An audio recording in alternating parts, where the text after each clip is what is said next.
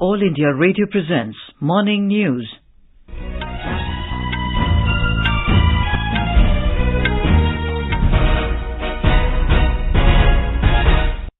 Good morning. I'm Anuja Kumar and with me is Subhadra Ramachandran. The headlines. Prime Minister Narendra Modi to commission indigenously built aircraft carrier INS Vikrant in Kochi this morning. Prime Minister to also inaugurate and lay foundation stone of projects worth around 3,800 crore rupees in Bengaluru, Karnataka. Cabinet Committee on Security approves Tejas Mark II project. Delhi Lieutenant Governor V.K. Saxena slams Chief Minister Arvind Kejriwal for resorting to diversionary tactics and false accusations. Karnataka's Sri Muruga Mutt Pontiff Shivamurthy arrested following an FIR against him. NIA announces 25 lakh rupees cash reward on Underworld Gangster Dawood Ibrahim. External Affairs Minister S. Sheikh co-chairs 14th India-UAE Joint Commission meeting with his UAE counterpart. Bangladesh Prime Minister Sheikh Hasina to pay a 4-day visit to India from 5th of this month. IMF agrees to provide $2.9 billion to Sri Lanka to help the island nation overcome its worst economic crisis. And in cricket, Sri Lanka beat Bangladesh by 2 wickets to qualify for Super 4 stage in Asia Cup.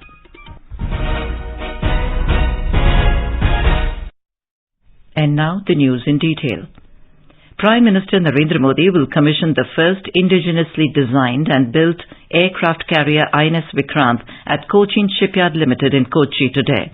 Designed by the Indian Navy's in-house warship design bureau and built by Cochin Shipyard Limited, INS Vikrant has been built with the state-of-the-art automation features and is the largest ship ever built in maritime history of India. With the commissioning of Vikrant, India will have 2 operational aircraft carriers which will bolster the maritime security of the nation.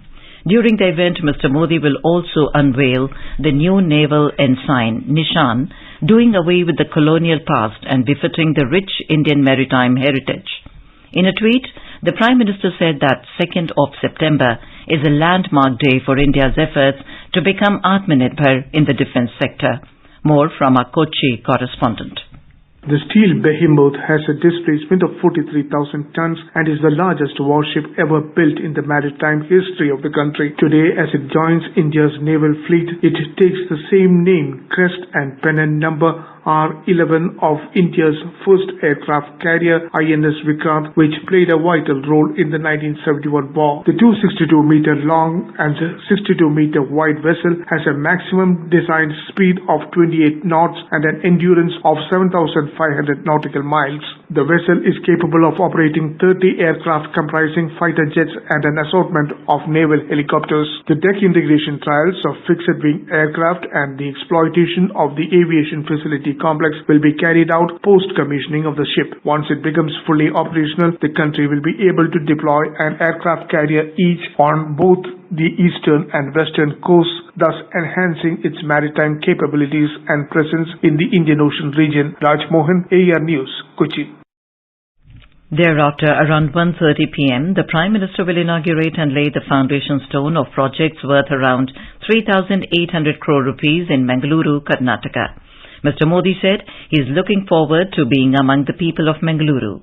More from our correspondent.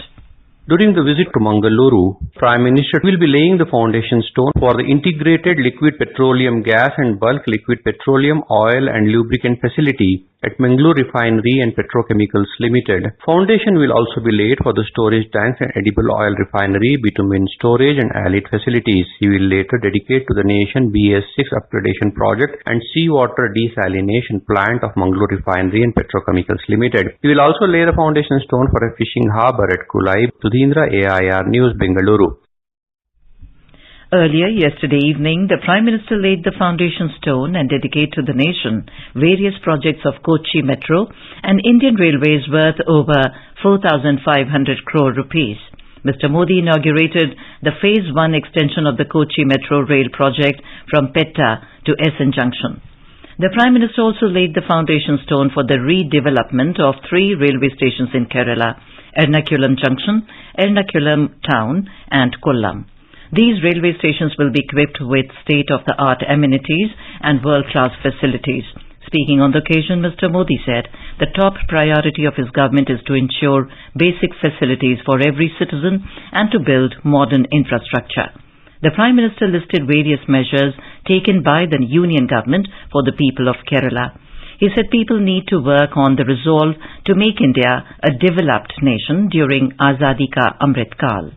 Kerala की विशेषता ये रही है, यहाँ लोगों की विशेषता रही है कि यहाँ केयर और कंसर्न समाज जीवन का हिस्सा। कुछ दिन पहले ही मुझे हरियाणा में माँ अमृतानंदमयी जी के अमृता अस्पताल के उद्घाटन का अवसर मिला। करुणा से भरी हुई अमृतानंदमयी अम्मा का आशीर्वाद पाकर मैं भी धन्य हो गया। मैं आज केरला की धरती से उनका फिर एक बार आभार व्यक्त करता हूँ। साथियों, हमारी सरकार सबका साथ, सबका विकास, सबका विश्वास और सबका प्रयास के मूल मंत्र पर काम करते हुए देश का विकास कर रही है। आजादी के इस अमृत काल में हम सभी मिलकर विकसित भारत का रास्ता सशक्त करेंगे।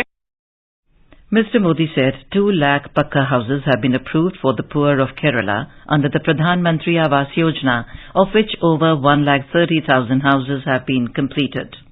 The Prime Minister said metro systems in the country have contributed towards creating a better environment, reducing carbon footprint and in decongesting of roads. आजादी के अमृत काल में देश आधुनिक इंफ्रास्ट्रक्चर पर बहुत ज्यादा बल दे रहा है। केरला में भी अलग अलग परियोजनाओं पर भाजपा की केंद्र सरकार करीब 1 लाख करोड़ रुपए खर्च कर रही है केरल में। केरला की कनेक्टिविटी पर आज जितना केंद्र सरकार फोकस कर रही है वो अभूतपूर्व है। रोड और हाईवे से जुड़े 50,000 करोड़ रुपए से ज्यादा के प्रोजेक्ट पर आज केरला में काम चल रहा है। पीएम ग्राम सड़क योजना के तहत बीते वर्षों में केरला के गांवों में 3,500 किलोमीटर से अधिक की सड़कें बनाई गई हैं। Earlier, the Prime Minister worshipped at the Adi Shankara Janmabhoomi Kshetram at Kaladi, the birthplace of Adi Shankaracharya. Home Minister Amit Shah will arrive in Thiruvananthapuram this evening on a 2-day visit to Kerala. Tomorrow morning, the Home Minister will address the 30th meeting of the Southern Zonal Council at Kovalam, near the capital city. Besides Kerala Chief Minister Pinarayi Vijayan and his counterparts from Tamil Nadu, Karnataka, Andhra Pradesh and Telangana, administrators of Union Territories of Andaman and Nicobar Islands, Lakshadweep and Puducherry will also participate in the meeting. The Cabinet Committee on Security CCS has approved Tejas Mark II project. The CCS has sanctioned 6,500 crore rupees for designing and developing of Tejas Mark II fighter jet with prototypes, flight testing and certification. The allocation comes in addition to the existing 2,500 crore rupees sanctioned to HAL. The advanced version of Tejas LCA will feature a series of additions to its flight and fight capabilities.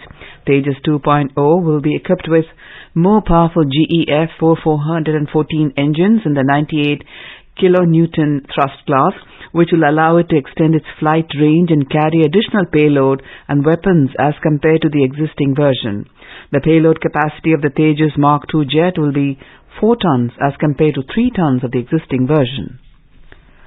Delhi Lieutenant Governor Vinay Kumar Saxena has said that abiding by the Constitution and his duties towards the people of Delhi, he flagged the issues of grave anomalies in excise policy later withdrawn by the Cabinet headed by Chief Minister Arvind Kejriwal himself. In a series of tweets, Mr. Saxena said he also raised an inordinate delay of 2.5 years in acting on the CVC report on irregularities in the construction of classrooms in Delhi government schools, files not being signed by Mr. Kejriwal and CAG audits not being conducted timely in state universities. He said there was also issues like cabinet notes reaching him after cabinet meetings and non-availability of water in foreign missions. Mr. Saxena said he had expected Mr. Kejriwal to address these issues in the right spirit. He said unfortunately the response has been nothing but subterfuge amounting to defense of the indefensible and abusive personal attack on him.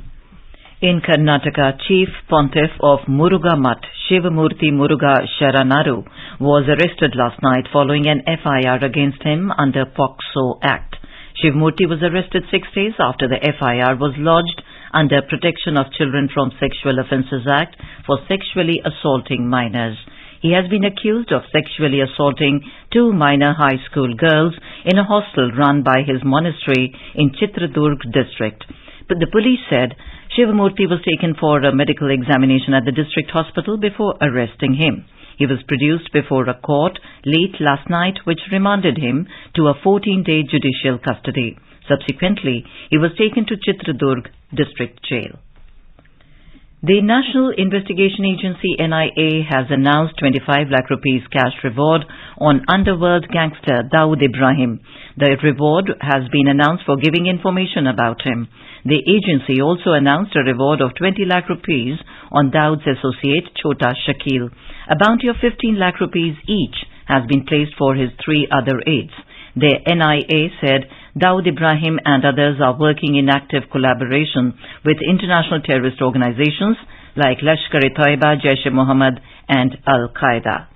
In Gujarat, Union Agriculture Minister Narendra Singh Tomar will inaugurate the regional office of the Coconut Development Board at Junagadh today on the occasion of World Coconut Day. The regional office will give a major boost to coconut production in the state. This office will not only provide monetary assistance to the farmers but also help them to access and adopt scientific methods for the cultivation of coconuts. Over the past 75 years since independence, India's largest public service broadcaster, All India Radio, has been the proverbial storyteller for the 1.3 billion citizens across the country. All India Radio is celebrating 75 years of freedom with the series Azad Bharat Ki Baat Akashvani ke Saath. It showcases the journey of India since independence in various walks of life through the storytelling of All India Radio.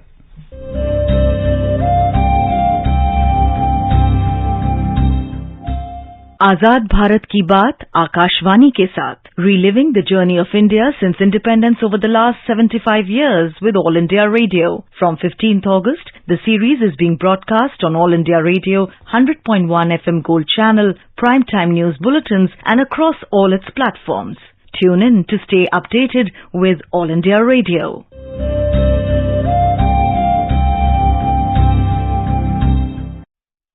In today's episode, we bring you the story of the Bharat Ratna Awardees from 1966 to 1990.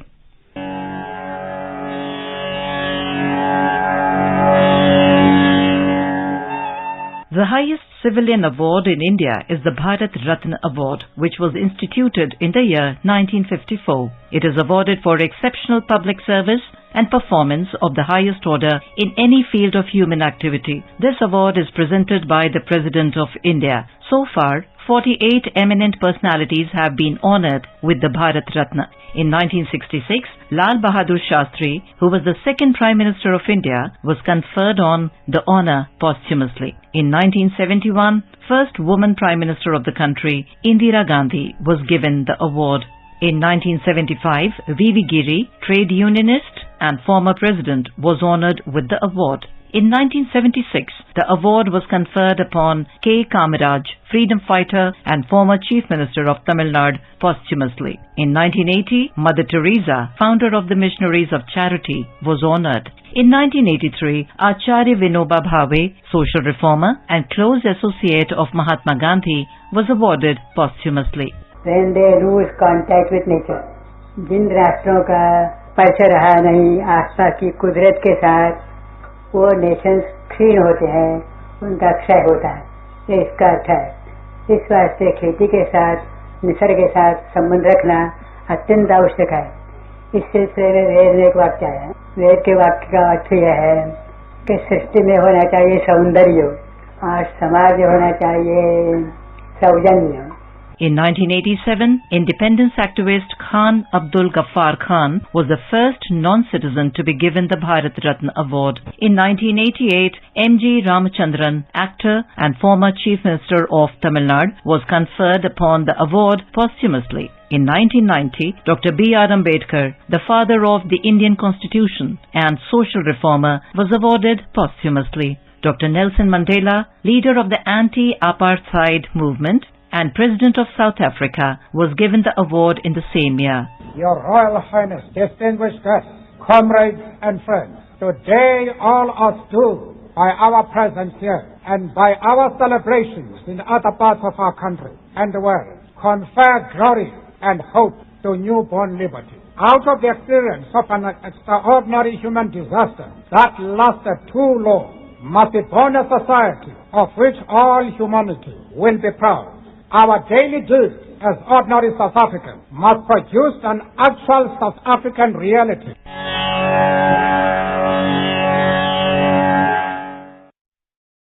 In tomorrow's episode, we'll bring you the story of the Bharat Ratna Awardees from the year 1991 to 1999. Azad Bharat Ki Baat Akashvani ke saath can be accessed on @AIR News Alerts on Twitter, News on AIR official YouTube channel, News on AIR app, Facebook and Instagram handles. So tune into All India Radio News for Azad Bharat Ki Baat Akashvani ke saath. You are listening to the morning news on All India Radio. A reminder of the headlines before we move on. Prime Minister Narendra Modi to commission indigenous-built aircraft carrier INS Vikrant in Kochi this morning. Prime Minister to also inaugurate and lay foundation stone of projects worth around 3,800 crore rupees in Mangaluru, Karnataka. Cabinet Committee on Security approved Tejas Mark II project. Delhi Lieutenant Governor V.K. Saxena slams Chief Minister Arvind Kejriwal for resorting to diversionary tactics and false accusations. Karnataka Sri Muruga Mutt Pontiff Shivamurthy arrested following an FIR against him. NIA announces 25 lakh rupees cash reward on Underworld Gangster Dawood Ibrahim. External Affairs Minister S. Sheikh co-chairs 14th India-UAE Joint Commission meeting with his UAE counterpart. Bangladesh Prime Minister Sheikh Hasina to pay a 4-day visit to India from 5th of this month. IMF agrees to provide $2.9 billion to Sri Lanka to help the island nation overcome its worst economic crisis. And in cricket, Sri Lanka beat Bangladesh by 2 wickets to qualify for Super 4 stage in Asia Cup. For quick news updates round the clock, follow us on our Twitter handle @AIR News Alerts. मुट्ठी भर अंग्रेज और हमारे विशाल देश पर राज करने का स्वप्न देख रहे हैं, पर हम इनके स्वप्न को चकनाचूर कर देंगे। निकल पड़े स्वाधीनता के पथ भाले, स्वतंत्रता संग्राम की सुनी अनसुनी कहानियों के साथ स्वराज हर रविवार रात 9 बजे DD नेशनल पर। Welcome back to the morning news on All India Radio. The External Affairs Minister S. Jaishankar co-chaired the 14th India-UAE Joint Commission meeting with his UAE counterpart Sheikh Abdullah bin Zayed Al Nahyan yesterday. They assessed the significant progress made in multiple domains of cooperation. In a tweet, Dr. Jaishankar said, "The joint vision of our leadership is being implemented expeditiously." External Affairs Minister is on a 3-day visit to United Arab Emirates. Yesterday, Dr. Jaishankar visited the construction site of a Hindu temple in Abu Dhabi, said to be the first traditional temple in the Arabian Peninsula, and expressed his happiness over its rapid progress. In Morning Matters, now let us listen to a discussion on India-UAE relations. The participants are Shilkant Sharma, former diplomat, and Simran Sodhi, journalist. Today we are discussing the visit of External Affairs Minister Dr. S. Jaishankar to the United Arab Emirates. Ambassador Sharma, how significant is this visit in the light of the fact that we have seen the India-UAE relationship really strengthen in the last few years?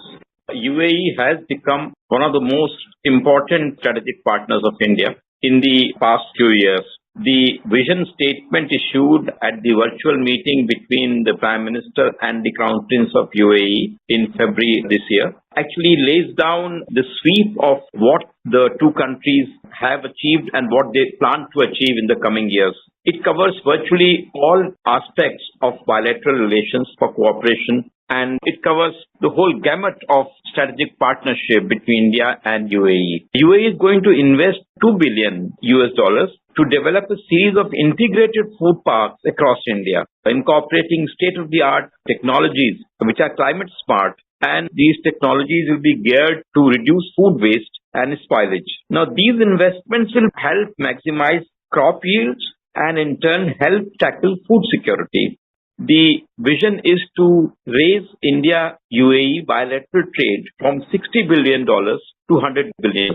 Ambassador Sharma, would you agree with the fact that the Prime Minister has also lent his own personal heft to building these relationships? Through dynamism and leadership of our Prime Minister, who visited UAE, then UAE Crown Prince was invited to India, and then the Prime Minister again visited for the passing away of the Sheikh Zayed. So that shows the kind of a close, almost family type of relationship. And I think EM, Dr. Jaishankar's visit will be the right moment where they can go into the nitty-gritty of bilateral relationship.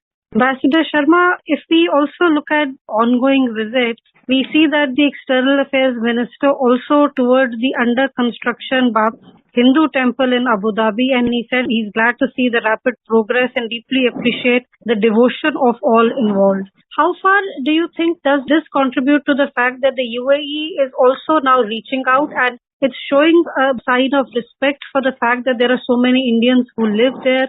Actually, this also shows the self-confidence of the rulers in UAE to facilitate the building of a Hindu temple there is reflective of this liberal and confident approach and to help the diaspora feel at home.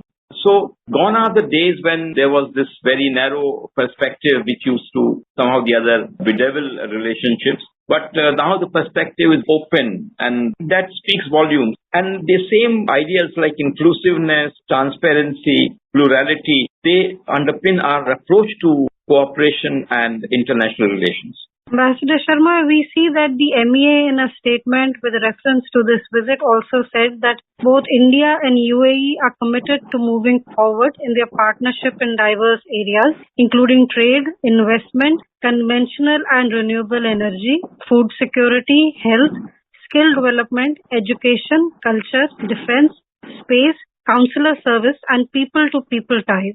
So if we look at this statement, there seems to be a very large range of ties and issues which exist between India and UAE. Which are the three focus areas that you would pick on and say that India and UAE focus on? One area of focus is to consolidate what already exists, like these very substantial ties which reflect the $60 billion annual trade. So this should be consolidated. That's one area. The second focus should be these visionary leaps that both countries need to take. For instance, in the vision statement that Prime Minister has made with the Crown Prince of UAE in February. Now, in that vision statement, there's a broad scope, but issues like technology to meet the challenge of climate change and renewable energy, food security, these are actually going to be very important in the coming decades. And the third area, I would say, is this people-to-people cooperation, which has really grown in leaps and bounds in the past 50 years. It will help us achieve the vision of reaching $100 billion of trade between the two countries. We will continue our discussions on the developments that take place during this visit and the broader India-UAE relationship. With these comments, we bring today's discussion to an end. Thank you. Thank you, Simran. Bangladesh Prime Minister Sheikh Hasina will be on a 4-day visit to India from 5th of this month. Briefing media in New Delhi, External Affairs Ministry spokesperson Arindam Bagchi said, during the visit, the Bangladesh Prime Minister will call on President Draupadi Murmu and Vice President Jagdeep Dhankar. During this visit, Prime Minister Sheikh Hasina will call on the Honorable President of India, Srimati Draupadi Murmu, and Honorable Vice President of India, Shri Jagdeep Dhankar. She will also hold bilateral consultations with Prime Minister Shri Narendra Modi. External Affairs Minister Dr. S. Jaishankar will call on the Prime Minister Sheikh Hasina during her visit. Prime Minister Hasina is also likely to visit Ajmer. In recent years, both sides have sustained high level of engagement, including at the highest level between our two countries. The forthcoming visit of Prime Minister Sheikh Hasina will further strengthen the multilateral multifaceted relationship between our two countries based on strong historical and cultural ties and mutual trust and understanding. The International Monetary Fund IMF has agreed to provide a $2.9 billion extended facility to Sri Lanka for a 4-year period with conditions on debt restructuring and action on corruption. The move comes after a week-long discussion between IMF and Sri Lankan authorities. The IMF mission, led by Peter Brewer and Masahiro Nozaki, who were in the island nation from August 24th to September 1st, they extensively discussed IMF's support for Sri Lanka and the authorities' comprehensive economic reform program. The new extended facility will support Sri Lanka's program to restore macroeconomic stability and debt sustainability, the IMF said in a statement. Facing the worst ever economic crisis, Sri Lanka is going through a skyrocketing inflation, dollar crunch and devaluation of the local currency, mainly due to wrong financial decision making and extensive loans obtained for many white elephant projects.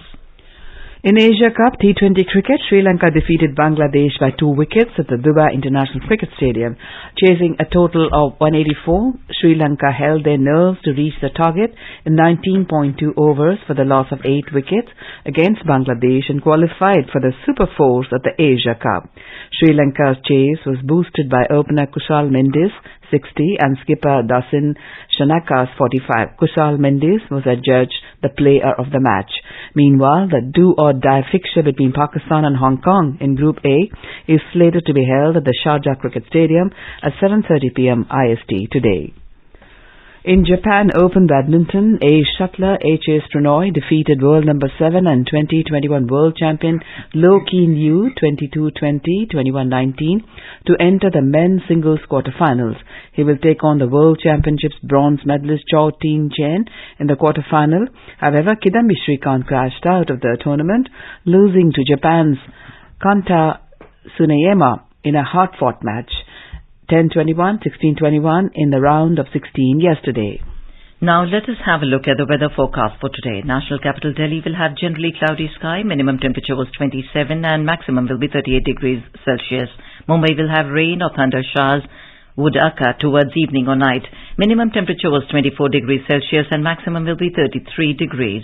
Chennai will have partly cloudy sky. Minimum temperature was 25 degrees Celsius and maximum will be 33 degrees. Kolkata will have partly cloudy sky with the possibility of moderate rain or thunderstorm. Minimum temperature was 28 degrees Celsius and maximum will be 36 degrees. Srinagar and Muzaffarabad will have mainly clear sky, becoming partly cloudy towards afternoon or evening. Jammu will have partly cloudy sky with 1 or 2 spells of rain or thunder showers. Leh and Gilgit will have mainly clear sky. Hyderabad will have generally cloudy sky with light rain. Bengaluru will have generally cloudy sky with 1 or 2 spells of rain or thunder showers. And now an overview of today's newspapers. Noting the rising GST collections, the Economic Times reports GST and manufacturing continue March in August. The Hindu reports GST revenues cross the 1.4 lakh crore rupee mark again. First indigenous cervical cancer vaccine by December is a top front page headline in the Tribune. Marking Delhi's switch to the old excise policy, Hindustan Times writes, government liquor wins open as old excise regime kicks in. To enhance operational efficiencies, BSES inks MOU with a global artificial intelligence company, Bijli, for reducing power theft, writes the Pioneer. Revamped Central Vista may open next week. Modi also likely to unveil Netaji's statue at India Gate, writes the Times of India. An ICMR research notes to reverse diabetes, cut carbs to 55%, increase protein to 20% of diet, reports the Indian Express. And finally, in UP's Farrukhabad, Jail Ka Khana gets 5-star FSSAI rating for the quality of food it serves to its inmates, cites the Times of India. And now, before we end the bulletin, the headlines once again. Prime Minister Narendra Modi to commission indigenously built aircraft carrier INS Vikrant in Kochi this morning. Prime Minister to also inaugurate and lay foundation stone of projects worth around 3,800 crore rupees in Mangaluru, Karnataka. Cabinet Committee on Security approves Tejas Mark II project. Delhi Lieutenant Governor V.K. Saxena slams Chief Minister Arvind Kejriwal for resorting to diversionary tactics and false accusations. Karnataka's Sri Muruga Mutt Pontiff Shivamurthy arrested following an FIR against him. NIA announces 25 lakh rupees cash reward on Underworld gangster Dawood Ibrahim. External Affairs Minister S. Jaishankar co-chairs 14th India-UAE Joint Commission meeting with his UAE counterpart. Bangladesh Prime Minister Sheikh Hasina to pay a 4-day visit to India from 5th of this month. IMF agrees to provide $2.9 billion to Sri Lanka to help the island nation overcome its worst economic crisis. And in cricket, Sri Lanka beat Bangladesh by 2 wickets to qualify for Super 4 stage in Asia Cup. And with that, we end the morning news. Have a nice day.